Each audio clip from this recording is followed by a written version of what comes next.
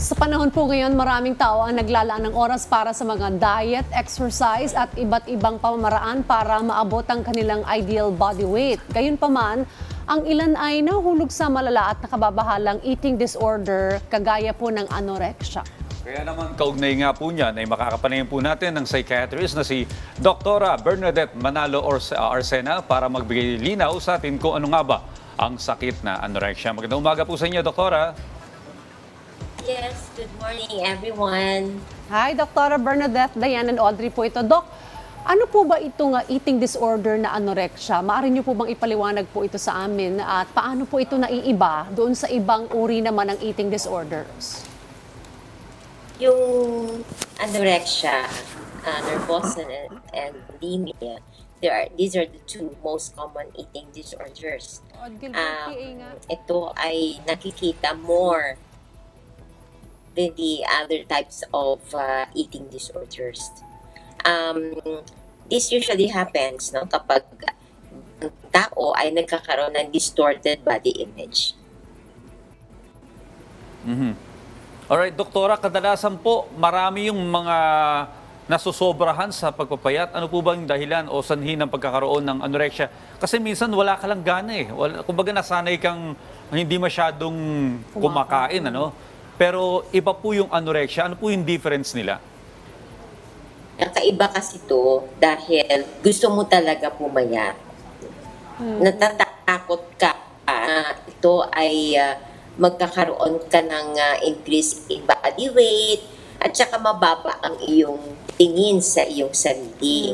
At hindi lang yun, usually yan history dati, na poor ang kanyang paningin sa kanyang sarili at wala siyang tiwala, there's very poor self-confidence, mababa ang kanyang tingin sa kanyang sarili at lalo na kapag ito ay nag-distort, yung itsura mo, the physical appearance, at ito ay nakikita sa pag magkakaroon siya ng konting caloric intake ay sobrang yung tinitingnan, lahat ng labels, chine-check niya yun.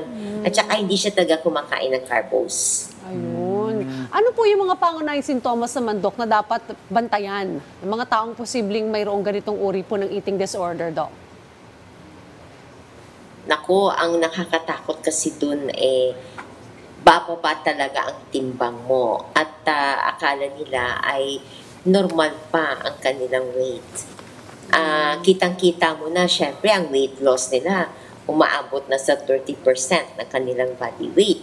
Ito ay nakakatakot at nakaka-alarm kasi hindi lang yung physical appearance nila ang may problema. Pati ang paningin nila sa kanilang sarili ay kakaiba na. Okay, Doktora, para mas lalo pang pag-ingatan ng ating mga ka-RSP na nanonood ngayon itong anorexia, ano po ba yung mga komplikasyon o epekto ng anorexia sa mental at physical health ng isang tao? Ang isang tao na may eating disorder ay usually meron silang depression at anxiety. At sobra nilang dinidibdib ito.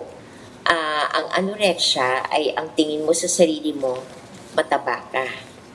Ang bulimia naman, ang tingin mo ay kailangan mong binge eating. And lalo na after that ay magkakaroon ka ng purging, ng mga symptoms. So talagang tatanggalin mo siya by using laxatives, These eating disorders ay usually may mga kasama sila talagang behavioral disturbance. Dok, ano yung karaniwang misconceptions tungkol sa eating disorder na anorexia? Ano pong masasabi po ninyo tungkol dito, Dok? Ang anorexic na tao ay ang tingin niya sa sarili niya ay mataba. Kahit na sobra na ang kanyang weight loss, ay ang tingin niya ay sandali nga ang taba-taba ko pa rin. So, ang mangyari niya, gagawa siya ng lahat ng paraan para siya ay hindi tataas ang kanyang timbang. Okay, paano po ba maihinto yung ganitong klase ng eating disorder, Doktora? Ano po yung mga gamot na makakatulong para sa mga may anorexia? Kailangan talaga na mapatingin sa isang eksperto. Kasi usually, pag severe na ang kanilang anorexia, ay dinadala sila sa ospital. Bakit? Kasi bumababa talaga ang kanilang timbang, iba sila, meron ng mga komplikasyon. Nagkakaroon sila ng problema sa digestive system nila kasi wala nang laman ng kanilang bituka, at ang iba naman kailangan ng bigyan ng swero. At tinatawag natin na parenteral nutrition. Kailangan talaga na mabigyan ng sapat, no, na nutrisyon para sila ay umayos. Okay. Doktora, hindi ba pwede yung mga simpleng pamamaraan lamang, ano? Lalo na sa mga early stages pa lang. Yung kagaya mabarkada sa amin ni Dayan, mahilig kumain. Hindi ba pwede yung gano'n? Yung makaka-impluwensya lang sa kanya yung nasa paligid niya na mag-enjoy sa pagkain para maiwasan tong pagkakaroon ng anorexia. Pwede ba yung mga ganong simpleng paraan lang, Doktora? Naku, Audrey, napakahirap yan kasi ay iba na ang tingin nila sa kanilang sarili. Kahit lagyan mo yan ng lechon sa harap nila, hindi sila kakain.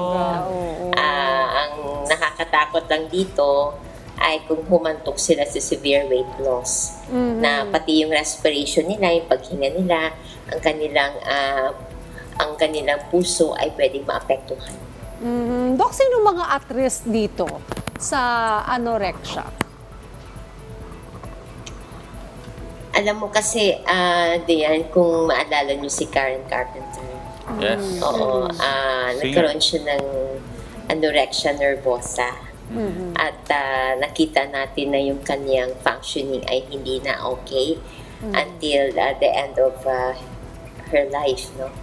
So, ang nakakaawa lang dito, talagang bag down ang sarili mo. Well, ano po yung paraan dito, Doktora? May mga gamot po ba o talagang therapy ang kailangan? Ang antidepressant medications can help, no? Kasama na din doon yung psychotherapy sessions. Kailangan maintindihan niya, no, na this is a disorder at kailangan niya magpagamot. Some of them, tumatagal sila sa hospital kasi kailangan ma-nourish, no, yung kanilang katawan. Kasi nawala lahat eh.